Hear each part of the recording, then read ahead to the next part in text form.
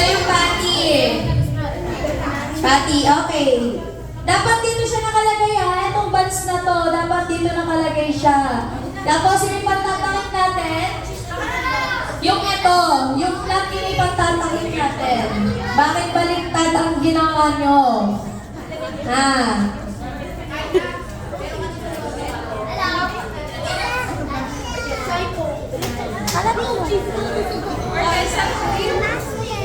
Okay, mga mamis, nakikinig po ba? Okay, yung mga kids ba nakikinig?